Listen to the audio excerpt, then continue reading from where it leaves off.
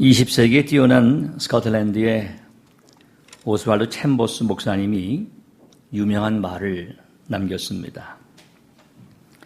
당신 생애 최고의 축복은 그리스도인이 되려는 노력의 종지부를 찍고 인위적인 애씀을 버리고 오직 성령님께 구걸하고 그를 영접하는 데서 온다 말했습니다. 지난주는 사도행전 1장을 본문으로 너희가 알 바란 제목의 설교를 했고, 오늘은 사도행전 2장 배경으로 해서 성령은 사람을 바꾼다 제목의 말씀을 전합니다. 성령님이 누구신가? 많은 사람들은 성령님을 오해합니다. 인격이 아닌 신비한 능력과 현상으로 보는 사람들이 있어요. 성령님을 하나님께서 특정한 부류의 사람들에게만 허락하신 특정인들의 전유물로 이해하기도 합니다. 그러나 성령은 예수님을 믿는 모든 사람들에게 내주하십니다. 우리는 성부, 성자, 성령을 삼위일체 하나님이라 부르고 믿습니다. 영어 표현은 더 쉽습니다. God the Father, God the Son, God the Holy Spirit. 그 아버지 앞에 다 하나님이 붙어 있죠. 아들 앞에 붙어 있고 거룩한 영 앞에 붙어 있고 다 같은 God입니다. 삼위일체 하나님이시다 하는 것이죠. 그런데 이 성령님은 어떤 일을 하시는가? 많은 사역이 있지만 성령님은 변화의 영이십니다. 성령님이 역사하시는 곳에는 변화가 있습니다. change, transform, 변혁이 있습니다. 어떤 변화와 변혁인가? 생산적인 변화, 평화, 화평의 변화, 생명의 변화입니다. 먼저 성령님은 사람을 바꿉니다. 사람의 신분을 바꿔요. 죄인이었던 사람이 의인이 됩니다. 사람이 예수님을 구주로 믿는 일에 있어서 반드시 성령의 역사가 선행되어야 합니다. 성령이 아니고서는 죄를 깨닫지 못합니다. 여러분들이 어떻게 예수를 믿게 되었습니까? 어떻게 내가 죄인이란 사실을 깨닫게 되었습니까? 나의 죄를 무죄로 선포해 주실, 또 만들어 주실 예수 그리스도의 보혈의 능력을 어떻게 믿었냐 하는 질문입니다. 누구에게 배웠습니까? 스스로? 혹은 잘 안 되는 걸 의지로 억지로 믿고 있는 겁니까?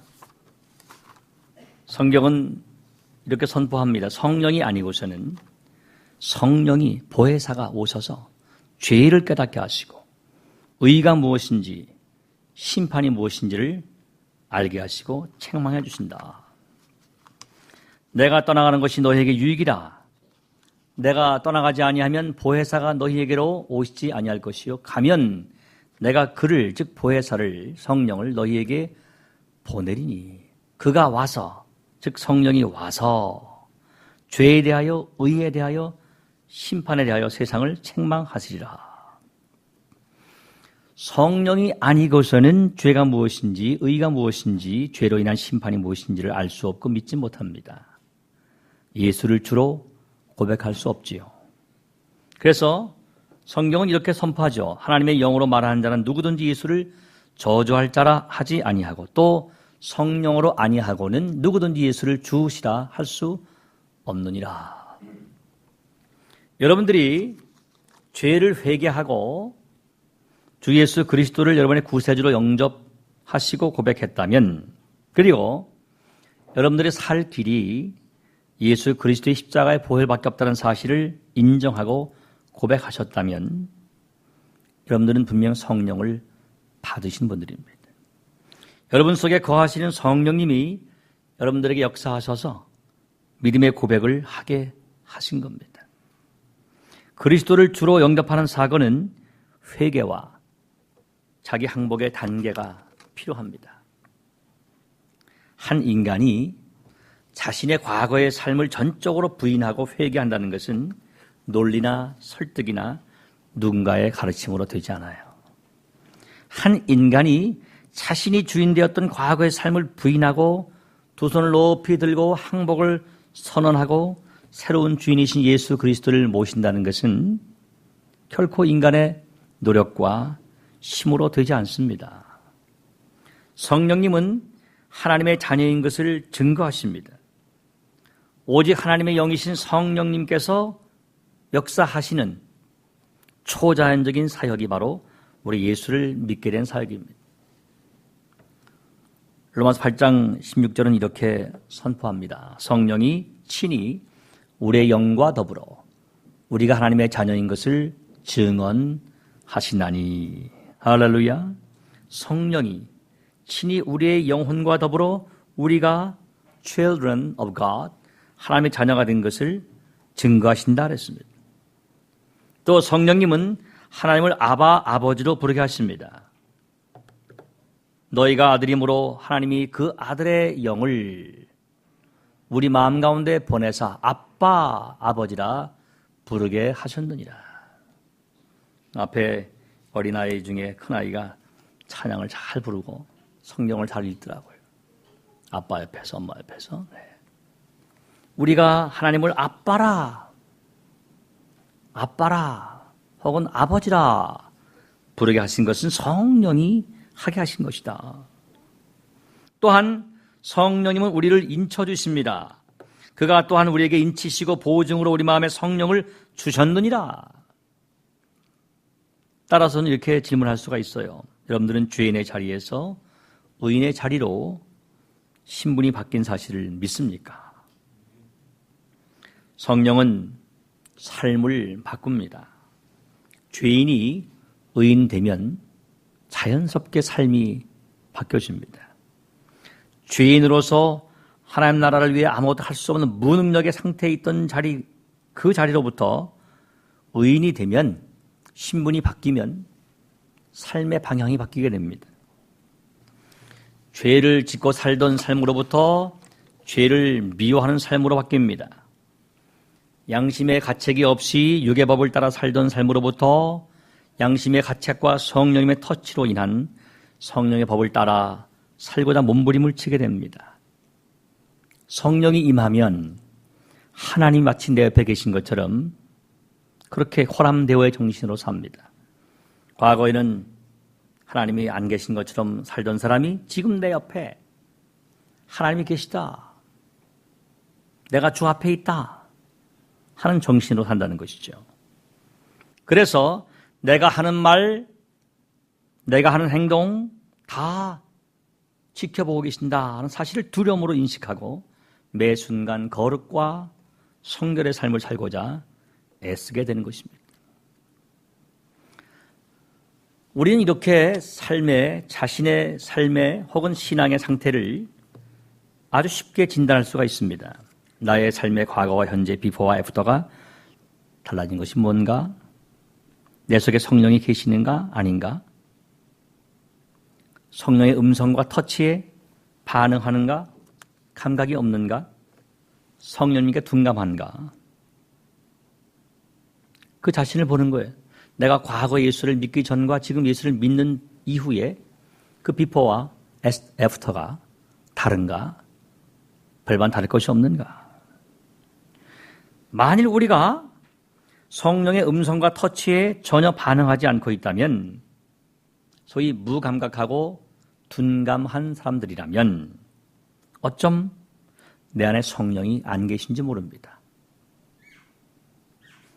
우리의 무감각과 둔감은 결국 불신자와 별반 다를 것이 없고 오히려 그리스도의 영광을 가린 편에 속하게 될 것입니다. 왜 그렇습니까? 성령은 삶을 바꾸기 때문입니다. 성령 받은 사람은 삶이 바뀝니다. 성령이 삶을 바꾼다는 것은 그의 삶 전체의 영역을 송두리째 바꾼다는 것을 의미합니다. 죄에 묻혀 살던 사람이 거룩의 사람으로, 신실과는 거리가 멀던 사람이 신실한 사람으로, 육에 속한 사람이 영에 속한, 하늘에 속한 사람으로 바뀌는 것을 말합니다. 관점이 바뀝니다. 많은 사람들이 성령님을 그리고 성령 체험을 잘못 이해합니다. 어떤 여집사님이 있었습니다.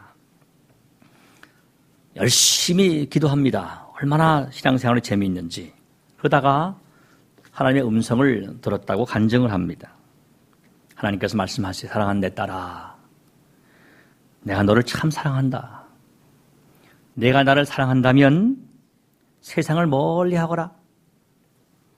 나는 거룩하니 너는 거룩해야 나를 만난다.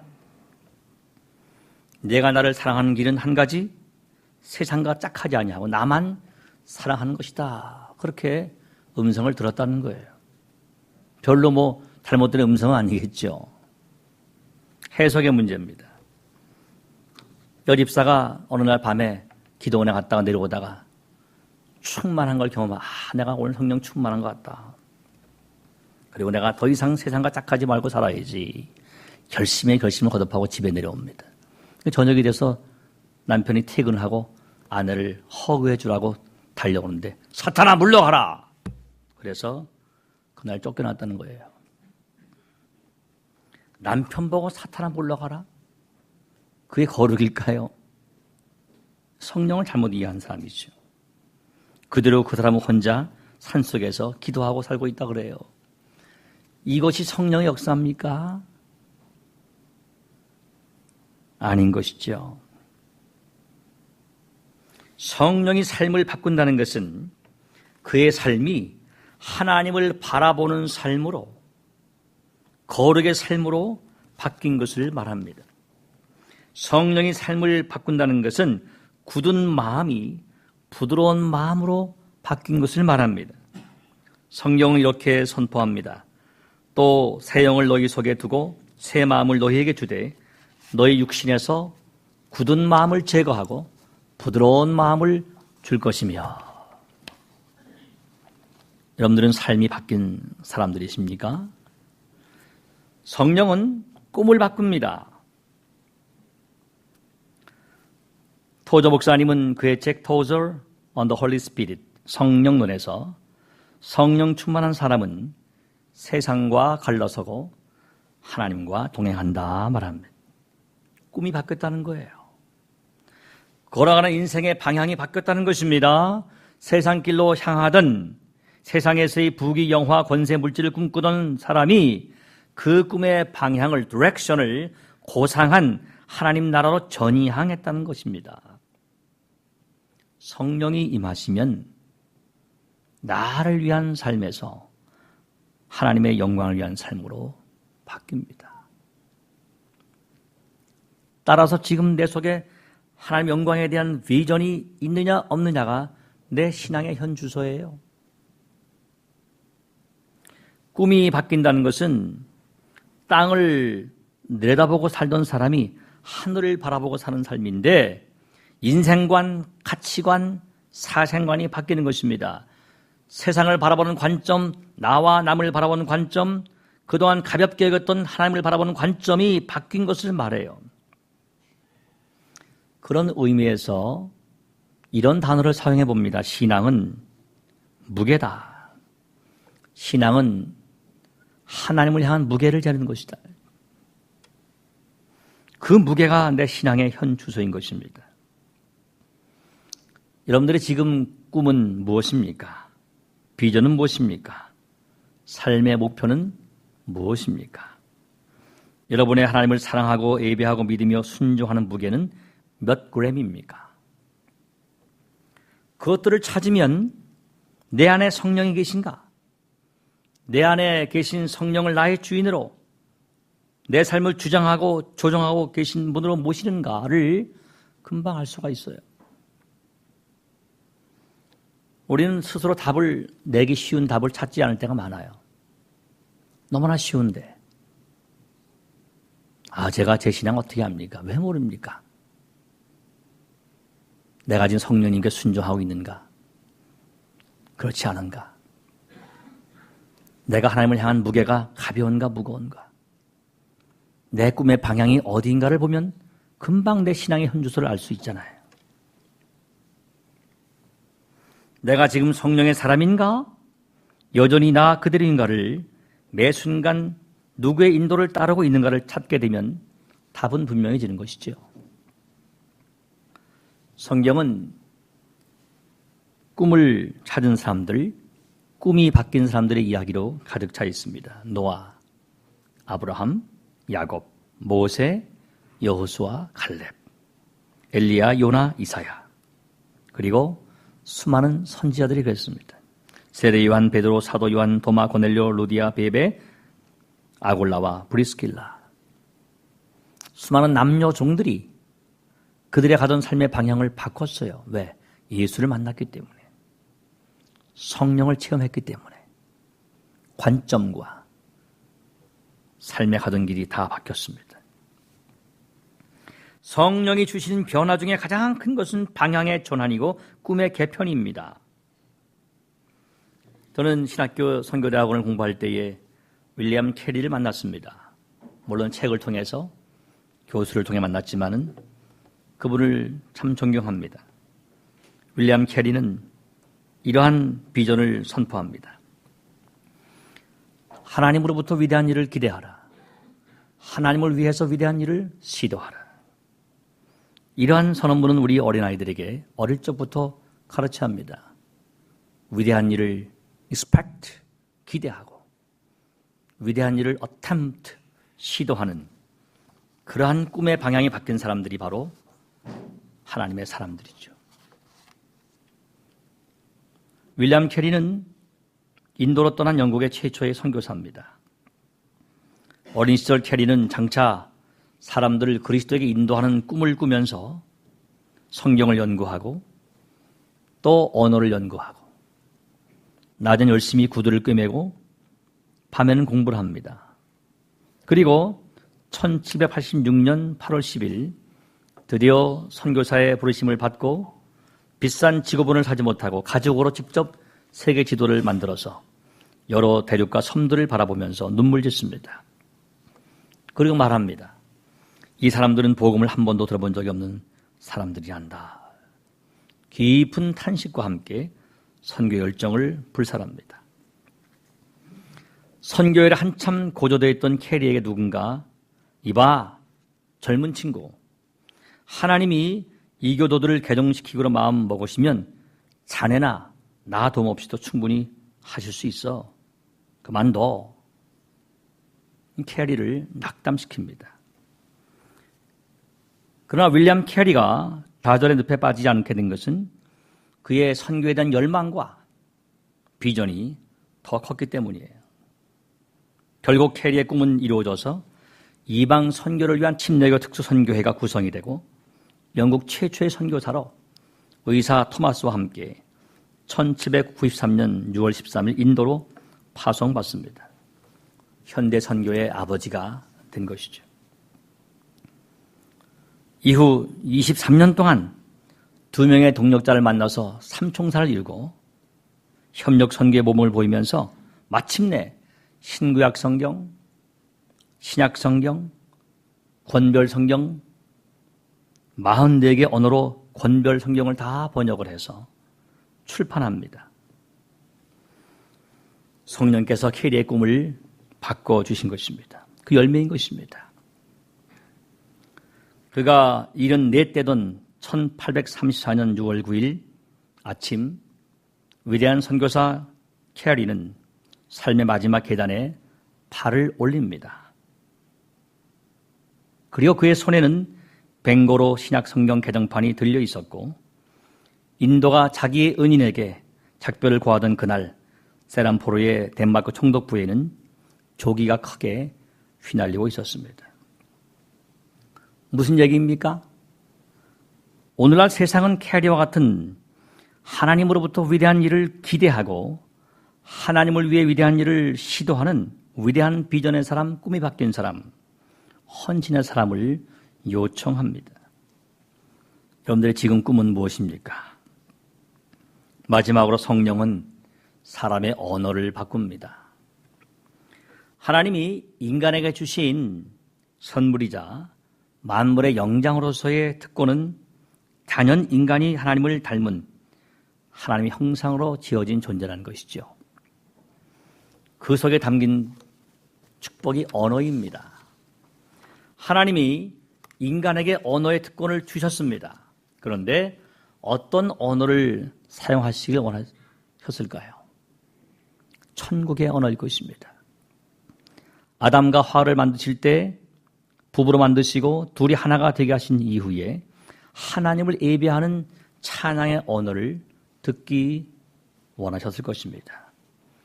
외롭지 않게 만드신 부부의 사랑의 언어, 위로와 격려의 언어를 듣기 원하신 것입니다.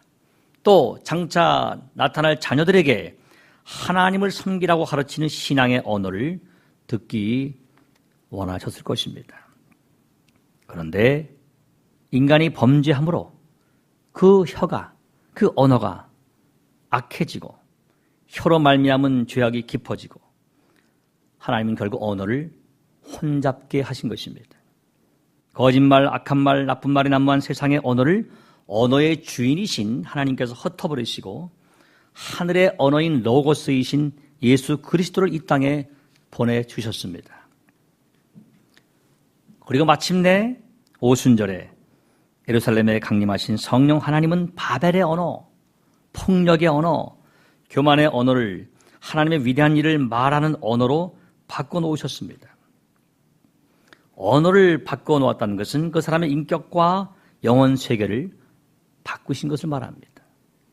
성령이 임하면 부정적인 언어가 긍정적인 언어로, 그리고 세상의 언어가 하나님의 언어로 바뀌게 되는 것입니다.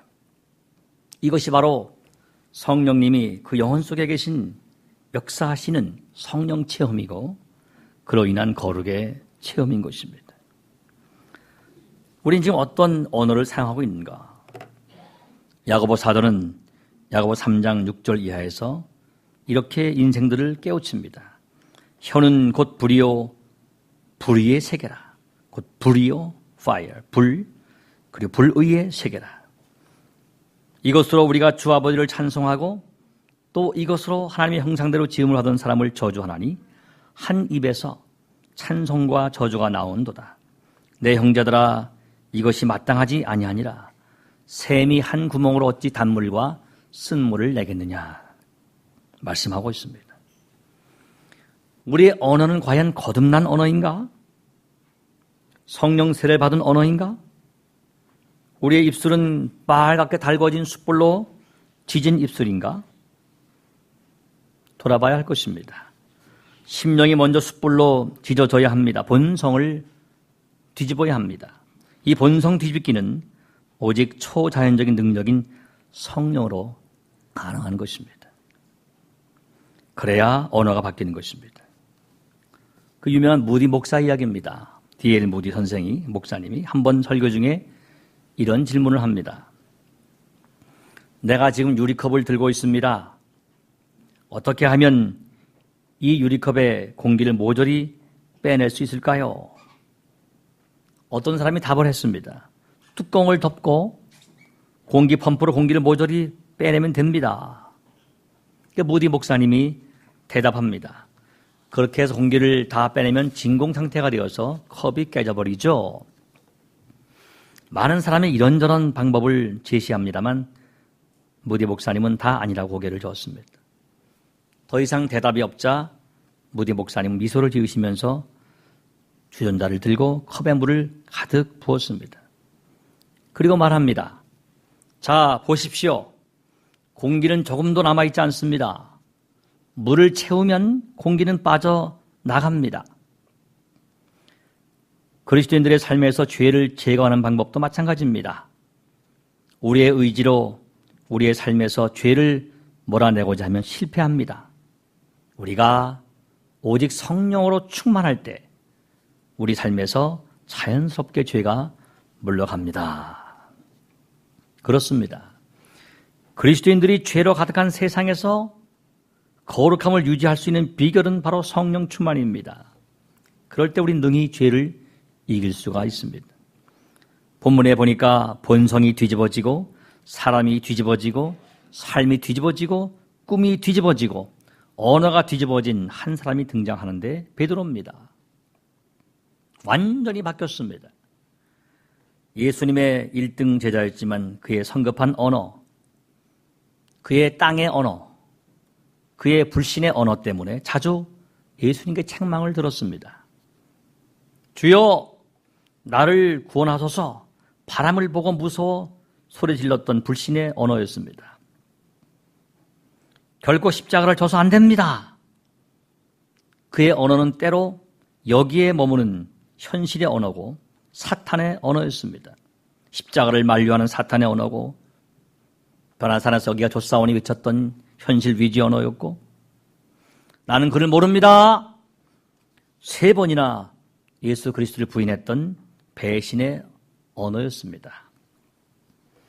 나는 물고기를 잡으러 간다. 그의 언어는 예수님의 부활을 경험했지만 이전의 삶의 자리로 돌아가는 옛 직업의 언어였습니다. 그런데 베드로의 언어가 어떻게 변했습니까? 복음을 전하는 전도의 언어로 바뀌었습니다. 죽은 자를 살리는 생명의 언어로 바뀌었습니다. 그의 혀가 수술된 것입니다. 새로운 혀, 성령의 혀로 재창조된 것입니다. 성령이 임했기 때문입니다. 다 같이 읽죠. 오순절 날이 이미 이름에 그들이 다 같이 한 곳에 모였더니 호련히 하늘로부터 급하고 강한 바람 같은 소리가 있어 그들이 앉은 온 집에 가득하며 마치 불의 혀처럼 갈라진 것들이 그들에게 보여 각 사람 위에 하나씩 임하여 있더니 그들이 다 성령의 충만함을 받고 성령의 말하게 하심을 따라 다른 언어들로 말하기를 시작하니라. 아멘. 마가의 다락방에 모인 모든 사람들이 성령 충만을 체험하자 이들의 언어가 바뀝니다. 하늘의 언어인 방언을 하게 되고 그 자리에 모인 각국 사람들이 자기 나라 언어로 듣게 됩니다. 저는 언어가 가장 큰 기적이라 봐요.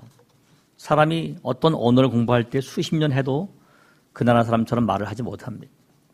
태어나기 전에는. 그런데 오순절 다락방의 언어는 완전한 언어입니다. 저는 그렇게 믿어요.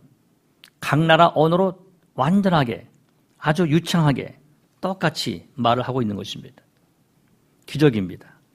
이 기적을 본 사람들의 반응이 사도행전 2장 5절 이하의 말씀이죠. 다 같이 때에 경건한 유대인들이 천하 각국으로부터 와서 예루살렘에 머물러 있더니 이 소리가 나매 큰 무리가 모여 각각 자기의 방언으로 제자들이 말하는 것을 듣고 소동하여 다 놀라 신기하게 여겨 이르되 보라 이 말한 사람들이 다 갈릴리 사람이 아니냐 우리가 우리 각 사람이 난 곳 방언으로 듣게 되는 것이 어찌 됨이냐.